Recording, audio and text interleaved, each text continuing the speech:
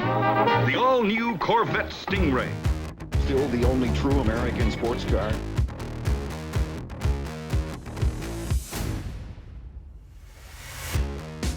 I think it's fair to say that the Chevrolet Corvette was America's best contribution to the sports car world. I mean, some will go even further by saying that it is America's supercar. A new Chevrolet Corvette like never before. It's true that the Corvette has always offered a lot of performance for the price, but the thing is about the Corvette is that for the longest time, it was all show, but no go. They looked great. They sounded fantastic. I mean, they had a lot of road presence, but they didn't really have the performance that their European counterparts would offer, especially during the 1970s. Those were very weird years because you had absolutely stunning design, but muffled engines due to new emissions regulation. The lamest one was the 1975 Corvette that had a 5.7-liter V8, but only developed about 140 horsepower. However, at some point during the mid-1990s, the Chevy Corvette really started to get its act together. It started handling well. Performance was up there with some of its European rivals, and as the years went on, the Corvette evolved to become a serious track machine to the point where it started humiliating much more expensive cars. And the formula for the Vette has always been the same. A big lump of a V8 engine in the front, rear-wheel drive, you sat on the rear axles, and if possible, you got it with a manual transmission. However, GM has arrived to some kind of a crossroads with the Corvette. It wanted to make it more powerful, quicker off the line, even more sophisticated, but it had reached what it says was the pinnacle of what a front-engine, rear-wheel drive machine could do. So what are your options? Either you kill off the Corvette, either you cram it with a whole bunch of electronics, put all-wheel drive in it, or you can try to make it mid-engine, like supercars, like a Ferrari or a Lamborghini. And it's not the first time that Chevrolet flirts with the idea of a mid-engine Corvette. The concept goes back all the way to the late 1950s. As a matter of fact, one of the first concept cars for the Corvette, which was called the Serve back in the day, was actually mid-engine. But Chevy never came around to do it for a lot of reasons. Apparently it was never the right time. But apparently now it is the right time. Here it is. Finally, we have a mid-engine Corvette. It's called the C8 because it's the 8th generation car, and it's completely different than its ancestors. It also looks absolutely stunning. What's great about the new Chevy Corvette is that although it looks like this, it's not necessarily expensive. As a matter of fact, you're only going to be paying about $71,000 for a base model Chevy Corvette, which is pretty much the same price as the BMW M2. If you want convertible like this, which in my opinion makes the car look even more attractive, it's $80,000. And if you go for the optional Z51 package, which this car has, and I also recommend you buy, that's a $7,000 option, by the way. You're going to be getting Brembo brakes, a limited slip differential, a sports suspension, a front splitter, a rear wing. You're getting a lot for your money. And you're not going to go over $100,000. You're paying $100 grand for a car that looks like this and will do 0 to 100 kilometers an hour in only 2.8 seconds when using launch control. Think about that. So Chevy really did a good job of keeping the Corvette promise intact, which is of selling a lot of performance for not a lot of money, but the car doesn't look or feel cheap. It's actually quite impressive. Now, I just want to remind you that last year, if you go down this YouTube channel, you're probably going to find a video on an Aston Martin DB11. Now, that was a fantastic machine, but it was $220,000. You're going to tell me, yeah, but that's an Aston Martin. Okay, sure, but it didn't look like that. It didn't attract as many eyeballs as this car, and around a track, I reckon that this Corvette can whoop a new one to that Aston Martin. So come with me. I have access to the Santa Ana racetrack to try this bad boy out, and we're going to drive the new Corvette together, go through the technology, explore the performance, and just have a hell of a lot of fun with this open-top supercar.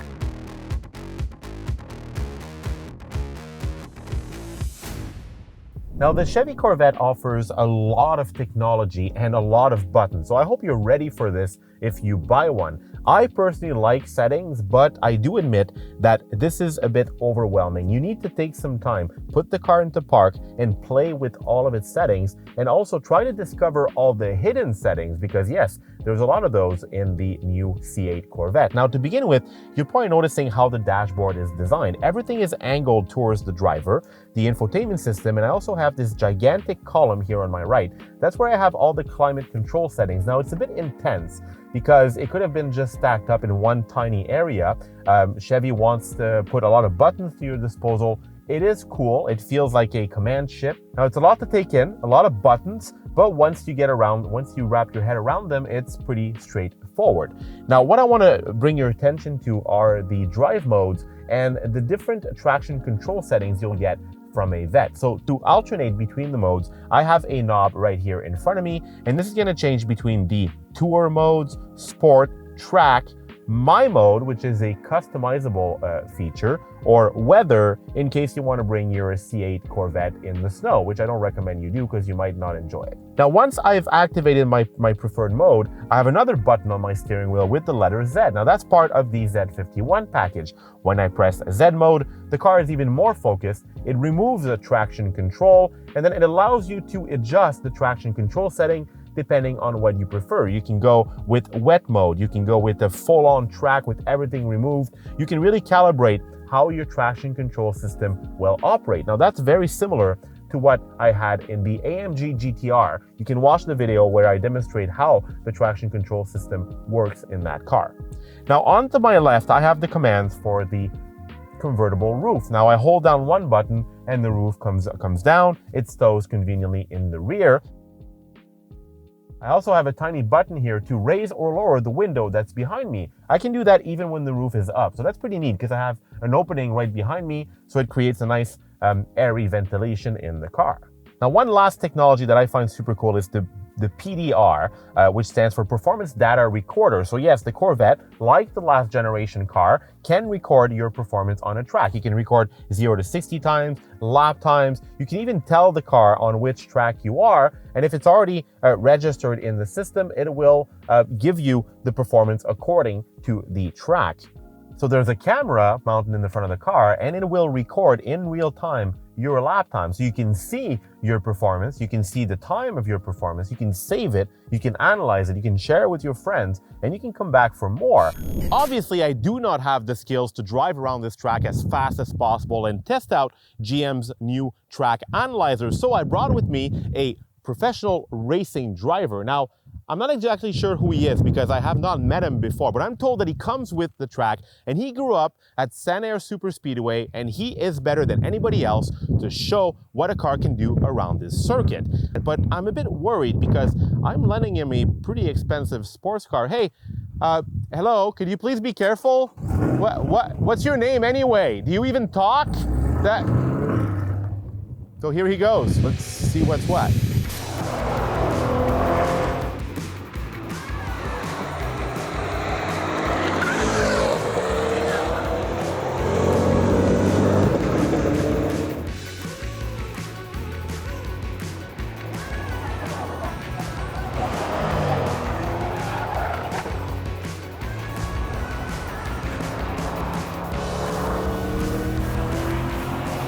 Normally, a very, very good driver with a very fast sports car can go around Sanair Speedway in under 1 minute. Now let's see what the racing driver did with the C8. So how did it go?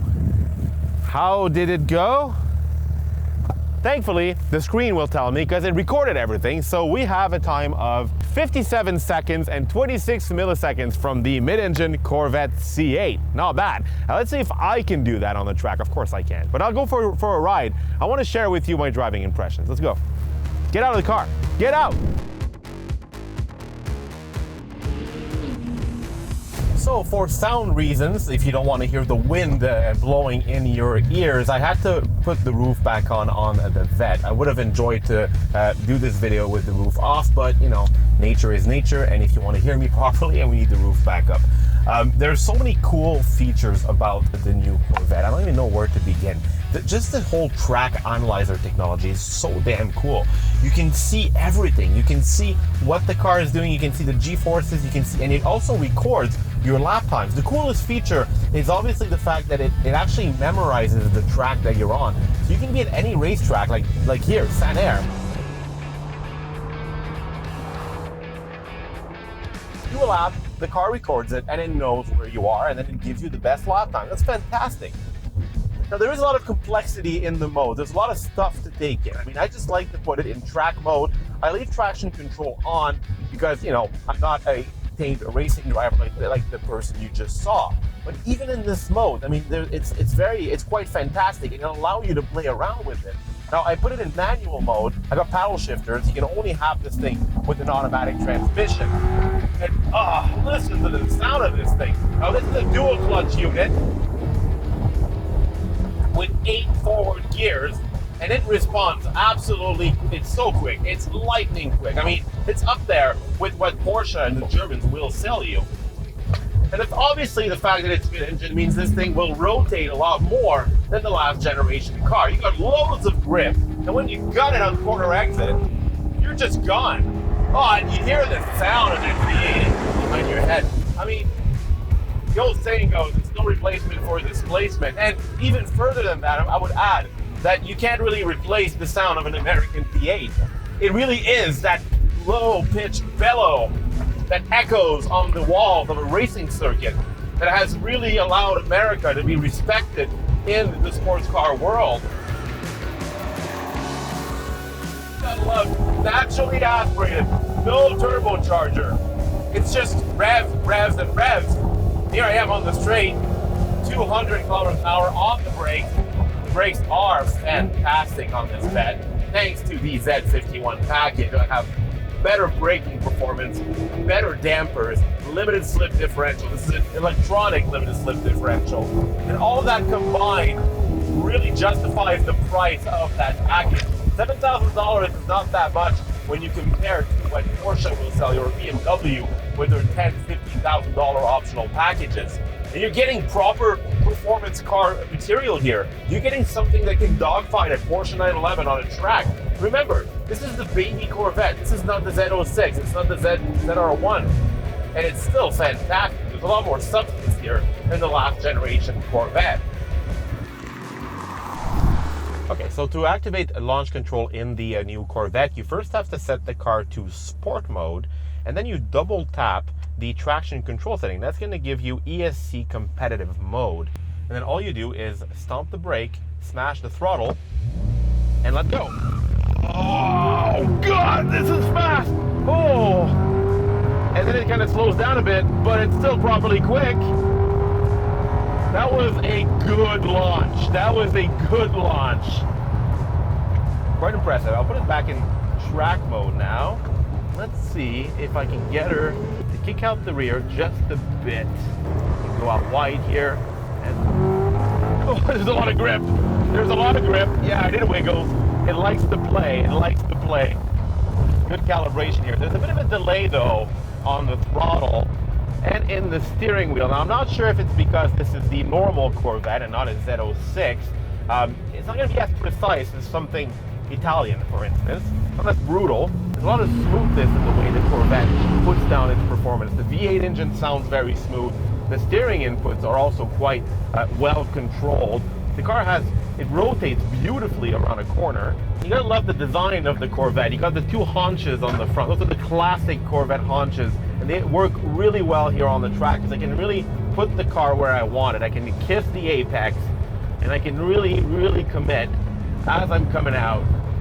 Oh, nice. It's just like a nicely neutral car. It's well balanced.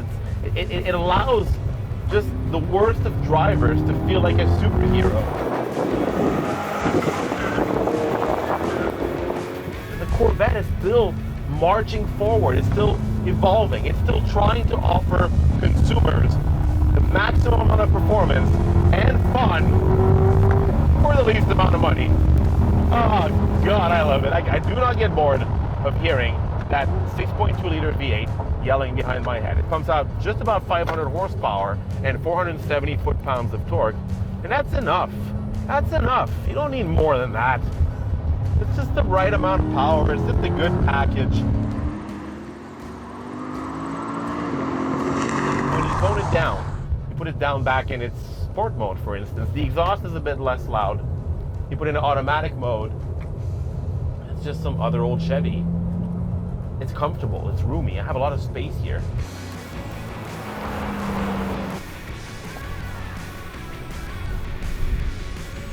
what a car. And I'm definitely looking forward to the other variations of the Corvette and seeing where they're going to bring this iconic sports car.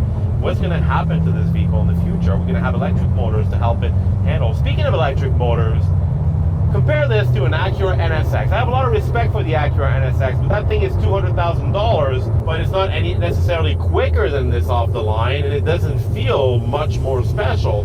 Why is there a $100,000 difference? That's what Chevy is doing with the Corvette. They're redefining our expectations of what a supercar should be.